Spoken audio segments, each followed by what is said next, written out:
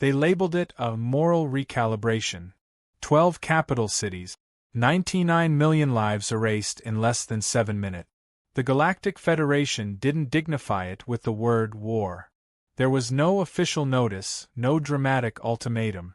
Just a quiet orbital referendum, held by beings who communicated in scent trails and high-pitched clicks, their iridescent scales catching the reflection of artificial stars.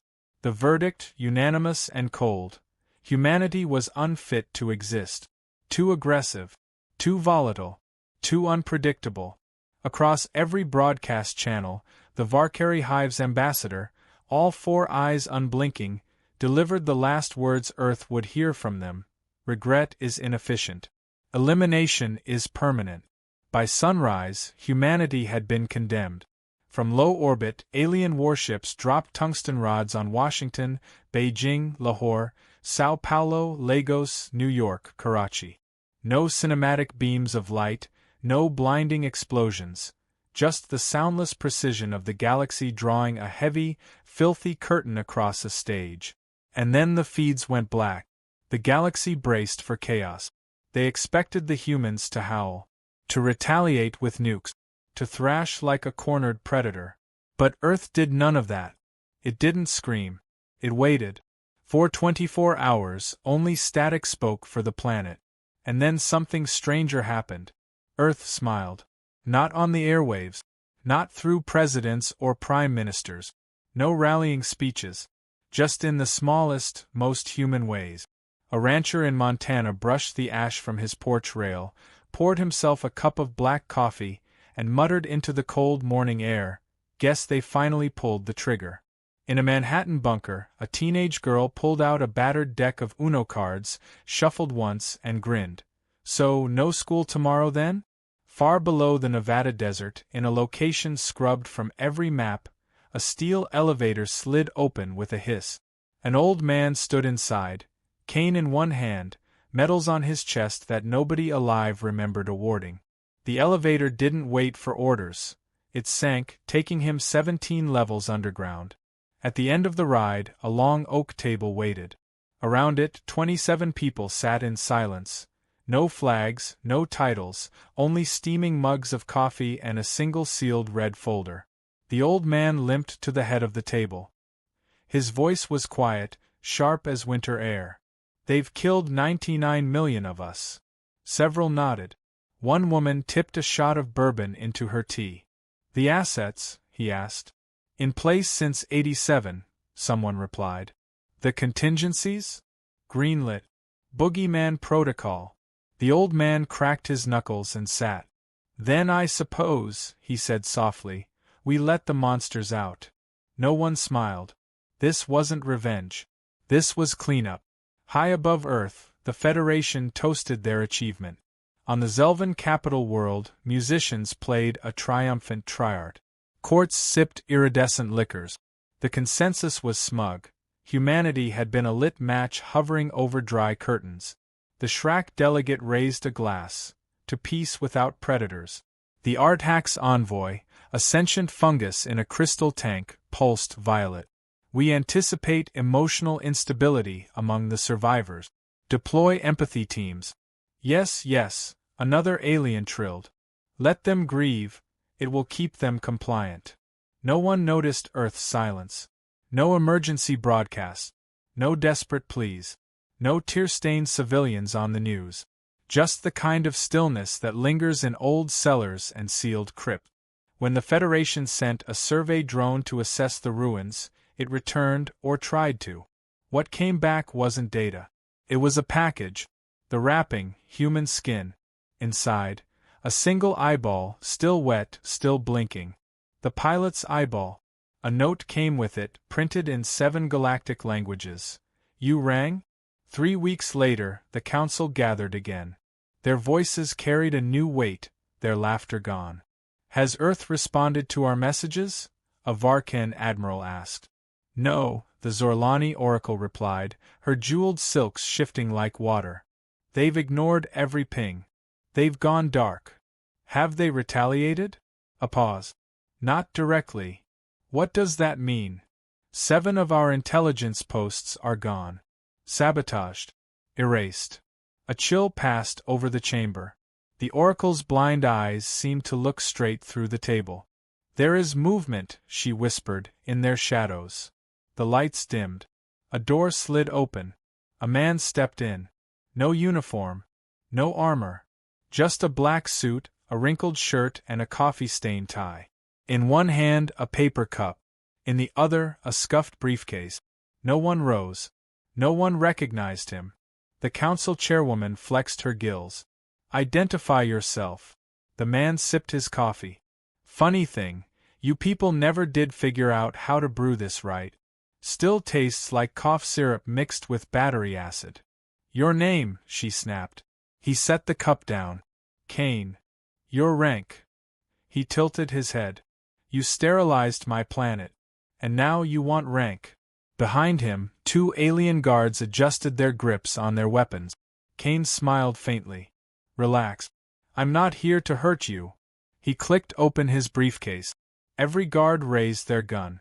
He froze. Paperwork, gentlemen. From the case, he withdrew a small, unmarked box.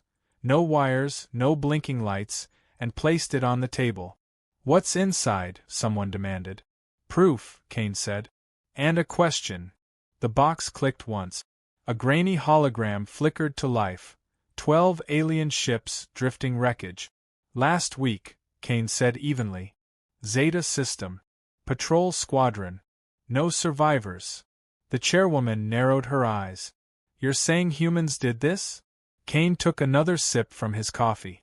I'm not saying anything. I'm just telling you what's coming. A reptilian admiral, massive and thick-necked like some prehistoric predator, rose from his seat. Are you threatening this council? Kane turned toward him slowly, the way one might track a gecko's careful climb up a wall. Threatening? His voice was calm, almost curious. Oh no.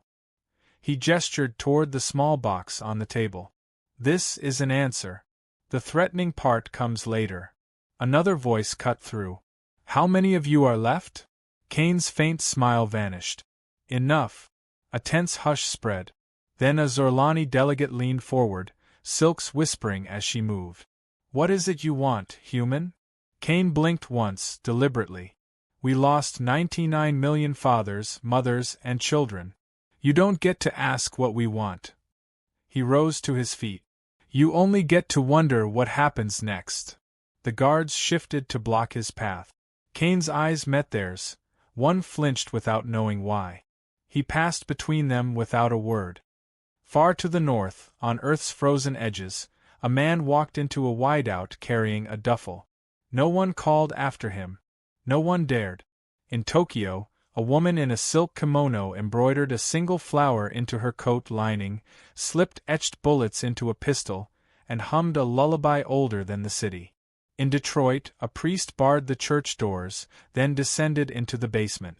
There were no pews below, only shadows that moved. In orbit, the Federation watched the silence on Earth deepen. They assured themselves the humans were scattered, leaderless, broken. And yet, sectors kept going dark. In a restricted archive, an urgent note was logged, then hidden away. They're not coming. They're already here. At an observation post above Sector 3V, a junior technician spotted something unusual through a long-range scope. Something small drifting between debris fields. It was moving too slowly to be a missile, yet too quickly for salvage. He adjusted the view. A lone figure in matte black armor skimmed along on a stolen gravity sled, one hand gripping the controls, the other holding something small and round, a coin. The human looked up, caught the lens, and smiled. Then he flipped the coin. Far below, in the coldest room of Earth's hidden command center, the old man stirred. His single eye gleamed in the dim light. Boogeymen have breached 7 systems, an aide reported. And Baba Yaga? The old man asked. En route. He gave a slow nod. Any word from the council? They've requested a meeting. A dry chuckle escaped him. Of course they have. He rose, joints cracking, back straightening with effort. What's our message, sir? The aide asked. The old man reached into his coat and withdrew a small, weathered metal tag. Stamped into it were 5 words: "You shouldn't have touched our home." He tossed it onto the table. The metallic ring lingered in the air like the toll of a funeral bell. The room went silent. The Galactic Summit Station was a spiral of light and translucent alloy, suspended in the stillness above Sarek Prime. From a distance, it resembled a seashell, coiled around an open core. Inside, creatures from every corner of the galaxy, beings that had never stood on the same soil, sat side by side. Antennae brushed against tentacles, claws rested near gills. 97 delegates from 73 civilizations, all of them bound by a shared assumption that it was finished. The killing of 99 million humans had been recorded, broadcast, filed, and stamped as precedent. They called it necessary containment, planetary de-escalation. Now they gathered to discuss peace treaties, containment strategies, and the management of Earth's survivors, as though they were untamed livestock in need of fencing. Some had even begun drafting a human rehabilitation charter.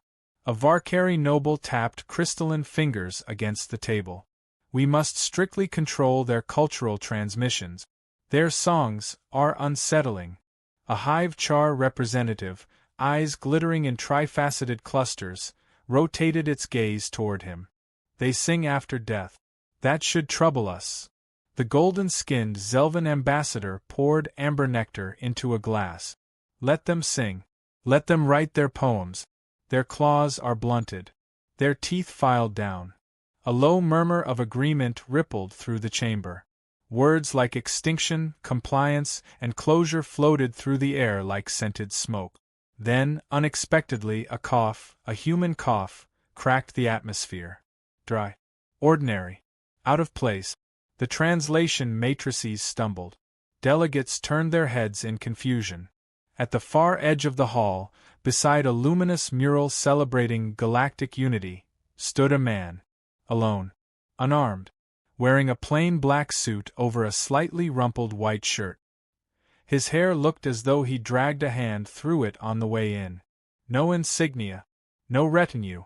Just a steaming cup of coffee in one hand and a weathered leather satchel in the other. The Varkari delegate narrowed his eyes.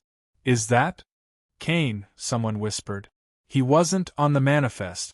Kane walked forward with an easy, disinterested confidence, as though he owned the space but had no interest in redecorating it. Each footstep was soft, yet seemed to echo. Beings shifted uncomfortably in their seat.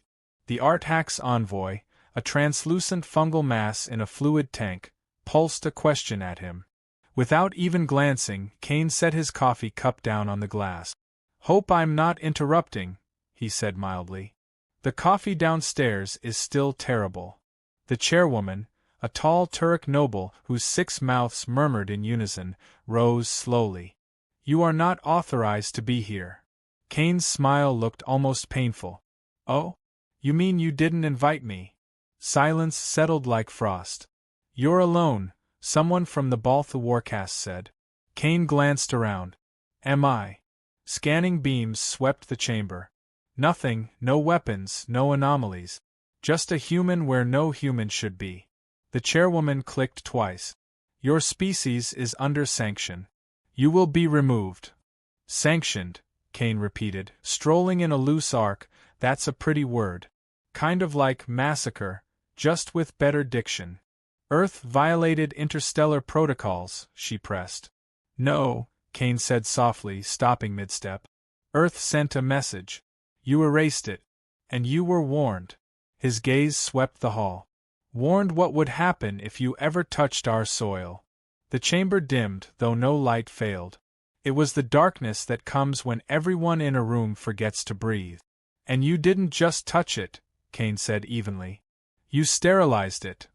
Kane lifted the leather satchel and placed it on the dais at the chamber's center. A faint hiss escaped as the latch released. From inside, he withdrew an alien skull, blackened at the edges, polished clean, metallic etchings still visible in its bone. "I believe this once belonged to a Sarnak admiral," Kane said evenly. "Found him in pieces, drifting just beyond Jupiter's rings. Thought it should be returned." Gasps rippled. Several delegates hissed. Somewhere in the back, a faint shriek rose and died. Kane shrugged lightly. Lost and found. The Varkari noble rose to his full, spined height. Is this a threat? No, Kane replied, meeting his gaze for the first time. It's a memory. He inhaled slowly. You took 99 million from us. Teachers. Children. A grandmother who baked the best apple pie in Kansas. And you called it preemptive. We feared retaliation, the noble said coldly. Kane's voice hardened, his words cutting. Retaliation is personal. What's coming is policy. The Zelvan envoy spread his golden wings in a display of disdain. Surely you don't believe Earth can escalate militarily. You're shattered. Kane's tone shifted just slightly. Funny thing about humans, we don't always need armies. We have traditions. The Hive Char's multifaceted eyes caught the light. You mean the Boogeymen? Kane took a sip of coffee. Good to see the old bedtime stories are making the rounds. A ripple of uneasy laughter moved through the delegates. Nobody laughed loud. Kane walked to the holographic map floating in the chamber's center. With a flick, the star field shifted. Border worlds, distant colonies, high-security installations. 17 points flared crimson. Gone, Kane said. All of them. In the last 9 days. The chairwoman's voice was taut. By whom? Kane's lips curved slightly. Let me ask you something. He tapped one glowing red point. Why is it that your most fortified stations, your best defended worlds, were breached without a single alarm? Another tap. Why do your black boxes return with no data, no voices, no heat traces, just nothing? Another. Why do your cameras always fail a heartbeat before the screaming starts? The silence in the chamber tightened until it felt like glass. You think we sent fleets? Strike teams? Warships? Kane's gaze moved deliberately from face to face. No. We sent one person to each location. One. The Zorlani Oracle's voice was a whisper. Not impossible, Kane corrected. Just improbable. That's your first mistake, assuming our limits are yours. The Arthax's gelatinous form trembled faintly. What are you? Kane's smile was dry. You want a name, a species, something you can pin this on.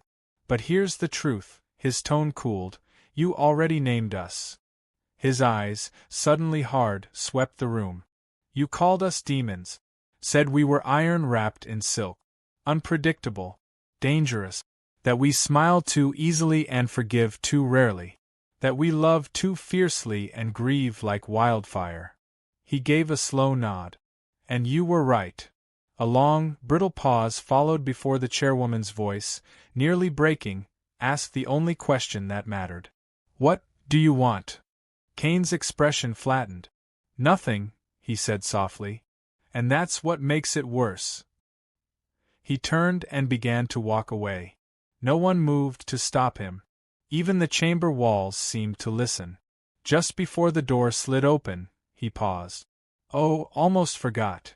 Reaching into his jacket, he pulled out a small object and tossed it over his shoulder. A coin. It spun in the air, landed with a metallic chime, tails up. No one looked away from it. It wasn't currency. It was engraved with a date. 3 days after the coin hit the floor of the summit chamber, the stars began winking out. Not all at once. Not with grand explosions. Just gone. A refueling platform above MYXX-4 failed to check in. A listening post in the Marne belt blinked off the network. The Talvarian archive, keeper of 12 millennia of galactic history, disappeared, leaving only a melted gate and a single scorched boot print belonging to no registered species. Commanders blamed cosmic interference. Diplomats urged calm. Analysts whispered one word behind locked doors: Boogeymen. Once it had been a joke, a myth told to human children about agents who didn't exist. Ghosts in dark suits. Shadows that spoke softly and carried old guns. Now the shadows had faces. Names. Tongues only Earth remembered. No one had seen the Baba Yaga yet. But the galaxy was beginning to fear, he might not be just a story. At a defensive station along the Korash line, General Jitha of the Zelvan Accord stood before a tactical wall, wings twitching in agitation. He was bred for command, had fought on the Mechri front, endured gas storms on Tenebris Prime, but nothing prepared him for this. "Explain," he ordered, voice cold as fractured ice. A junior tech hesitated. "Theta-7 sterilized. No breach. No energy signatures. No internal alerts." Jitha stepped closer. "How?" The tech swallowed. "We found handwriting. On a console. Translate." The tech held up a datapad. 2 words in thick, permanent strokes, too slow. On the edge of council space, 3 ambassadors boarded a luxury diplomatic cruiser. The vessel was guarded, monitored, locked to secure routes. It never reached its destination. 3 days later, recovery crews found it adrift above a lifeless moon. Power dead. Lights dim. No signs of a fight. No alarms. No blood. Inside, the dining table was set for 3. 3 plates. 3 chairs. On each chair lay a neatly folded suit that had belonged to its respective occupant. 1 note rested at the table's center: "We don't knock." Far beneath Greenland's crust, in a human command bunker 20 clicks down, Kane adjusted his tie in front of a cracked mirror. Behind him, Agent June slid a suppressor onto a matte black sidearm, humming a soft, old tune. "Baba Yaga's ghosted 5 systems," she said casually. "Left another tooth. In a data core. No one's managed to figure it out yet," June said, eyes on the glowing dossier in her hands. Kane met her gaze in the cracked mirror's reflection. "It's not a riddle. It's a statement." "What's it say?" she asked. He buttoned his coat. "That I'm bored." June snorted. "Poor galaxy." Outside the bunker, snow whispered across the buried world, as if even the wind feared making a sound. On Atara 9, in the middle of a bustling market, the one they called Ash appeared. No arrival record. No retinal scan. Not even a scent trace. 1 frame of the security footage showed a mother shopping, children laughing. The next, every living being lying still on the ground, breathing, serene. In the 3rd frame, Ash stared directly into the camera, smiling faintly. Then the feed died. Every archived backup corrupted itself. Attempts to recover the footage yielded only static, until exactly 24 hours later, when the system replayed something new. Not Ash. The viewer. Whoever was watching. Aboard a Terex collective supercarrier, Admiral Vun stared at a burning map. Her task force had been tracking human shipping lanes. Now, her task force no longer existed. From the wreckage, only a single beacon was recovered. The voice in the recording was undeniably human, calm, almost courteous. "We'd prefer to be left alone. You've spent our patience. Now it's gone. We're not sorry. We're efficient." Vun's claws dug into the console until the alloy groaned. "Find them. I want names." The junior officer hesitated. "Admiral, they don't leave names. Only warnings." In the Federation's summit chamber, the chairwoman addressed her remaining council, claws flexing anxiously. "We're being dismantled," she said. Several delegates exchanged puzzled looks. "Not attacked," she clarified. "Dismantled." "This is revenge," muttered the Varkari ambassador. "We brought this on ourselves." "No," the Zorlani oracle's voice was low, far away. "Revenge implies feeling. This is colder." "Then what is it?" someone demanded. The oracle turned her blind gaze toward the dark glass beyond the chamber wall. On Threxel, a mining world of frozen deserts, guards picked up a lone figure on thermal scans. Humanoid. Barefoot. Moving with steady purpose toward the perimeter fence in sub-zero temperatures. Drones were dispatched. 30 seconds later, they fell from the sky, lifeless. The figure walked through the front gate without resistance. There was no one left to resist. The only sound was the soft, mechanical chime of the receptionist's desk bell, ringing again and again in the empty corridors. Later, security review revealed the intruder had paused at a vending machine, inserted a coin, and walked away with a pack of gum. In a lightless room, Kane studied a spread of dossiers. Each file carried a codename, an infiltration point, and a short mission summary. Some were surgical: erase a data vault, remove all traces of Earth from a species' archives. Others were symbolic: appear in public, vanish without trace. One read only: make the children cry. They remember the longest. Kane didn't hesitate. He added a single name to the top of the list: Yaga. Beneath it, in his handwriting: do not brief. Do not track. Just watch for smoke. In the city of Altaria, jewel of the Artax Empire, a grand parade marked peace after purge. The day began with brass fanfares, floating banners, and drones trailing glittering ribbons of light. By nightfall, the first bodies were found. By midnight, the streets were deserted. The parade floats still drifted, slow and aimless. On one float, scrawled in oil and blood, "You should not have."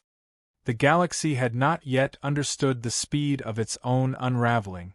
The Federation was built from 100 species, each boasting its own advantage: psychic vision, mechanical genius, hive-born coordination. None of them accounted for vengeance practiced as ceremony. For retribution served not with armies, but with manners. Earth had never shouted, never screamed. It had whispered, and then it moved. On the Federation's council moon, a final emergency meeting was called. 23 seats sat empty. One chair, once belonging to the Baltha delegate, still dripped onto the floor. Security sealed the chamber. The chairwoman stepped forward. "We must open negotiations." Disbelief hissed through the room. "They won't hear us," one delegate said. "They've already sent a message," said another. "We just didn't listen." A voice crackled over the chamber speakers, unregistered, old, human. It was calm, without malice. "You left our skies full of ash, so we left yours full of questions." Silence pressed down. The lights flickered. Then someone laughed, not with humor but with recognition. "Do you think Baba Yaga's watching us?" someone whispered. In the shadows of Earth's war room, Kane sipped his coffee. "No," he murmured. "He's already inside." The chamber was different now. Smaller, not in size but in presence. Gone were the sweeping robes, the smug laughter, the perfume of dominance. Delegates sat hunched, their chairs heavier with the weight of shadows. The polished walls still gleamed. The ceiling still spun its projection of stars, but 17 were gone. 200 installations erased. 1,000 more gone dark. The Federation hadn't fallen. It had recoiled. The chairwoman, gaunt from sleepless cycles, stood with her claws clasped. "The human envoy has agreed to speak," she said quietly. "He arrives alone." No one replied. They didn't need to. Kane stepped into the chamber as though time had never passed. The same rumpled suit. The same paper cup of bitter coffee. The same unhurried, soundless walk. Gravity seemed unsure whether it should claim him. Kane stood there, carrying a stillness so dense it wasn't peace. It was the pause before something breaks. He didn't smile. He didn't speak.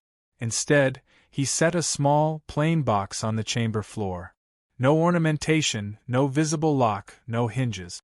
The chairwoman hesitated. We've come to request peace terms." Kane glanced at the box. "Open it." Her gills fluttered in unease.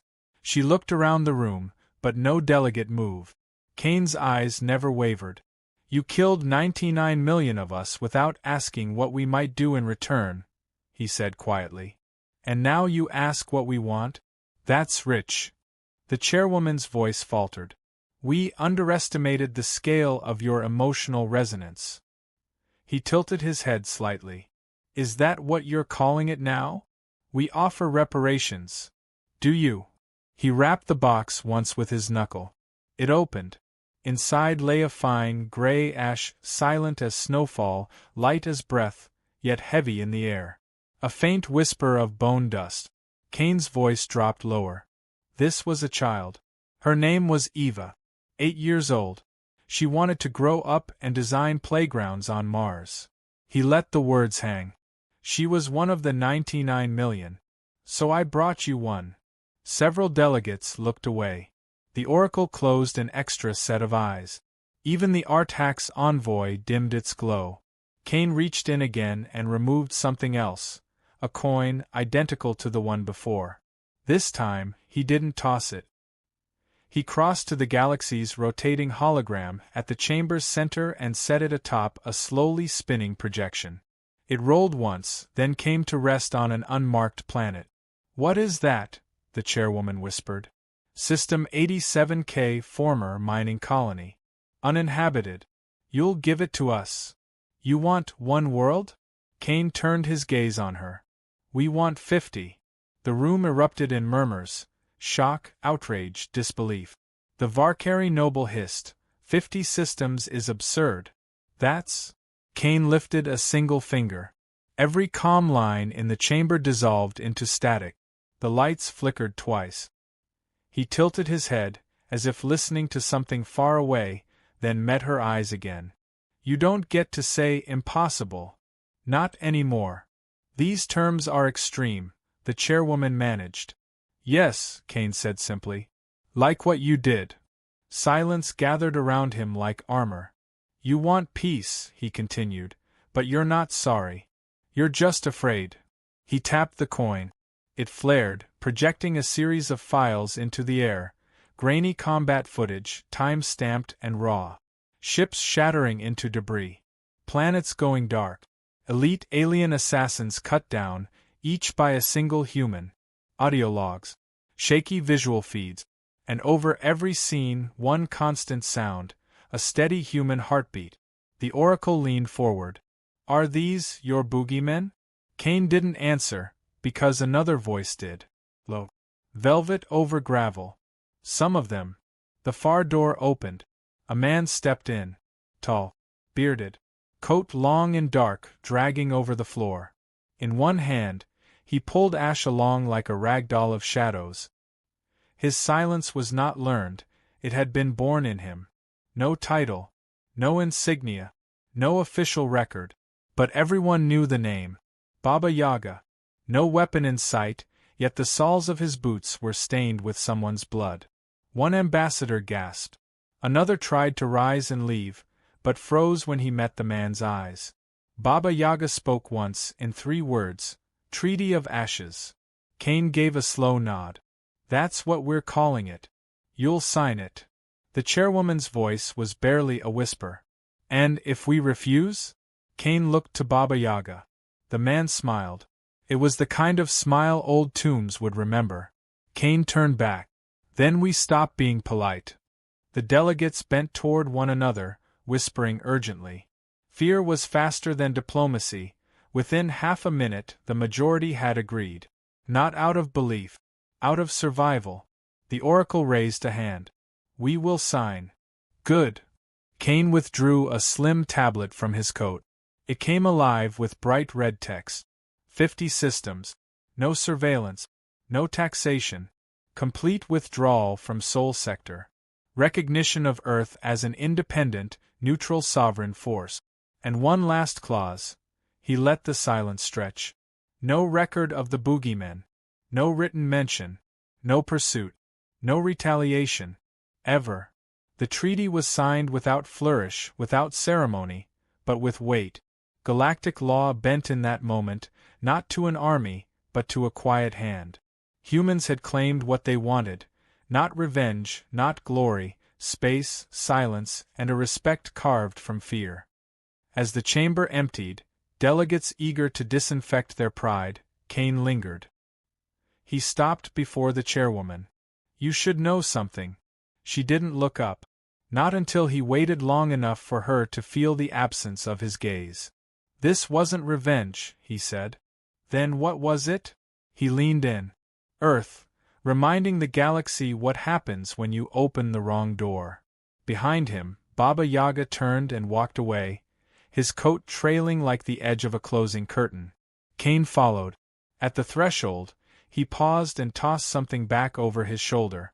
A coin. It hit the floor with a flat, sharp sound. Not heads. Not tails. A child's face, smiling, burned, stared up from the metal.